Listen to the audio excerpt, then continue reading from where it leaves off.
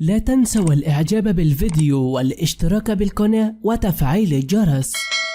السلام عليكم ورحمة الله وبركاته. بسمة بوسيل تصدم الجمهور بظهورها مع هذا الشخص بعد خبر زواج تامر حسني وكلمة السر آسيل عمران. ظهرت بسمة بوسيل في فيديوهات صورتها آسيل عمران الآن مع شخص مجهول الهوية أخفت وجهه وكانت بجانبه طوال الوقت ودائما ما تغازله، في أمر قد أثار ضجة كبيرة في وسائل الإعلام الذين تتداول الخبر. وأخبار جديدة الآن وصدمة تامر حسني من ما فعلته بسمة بوسيل وظهورها مع شخص جديد في ظهور رومانسي مختلف للغاية وأمر جديد، وهذا الأمر قد فاجأ الجميع. والسلام عليكم ورحمة الله تعالى وبركاته.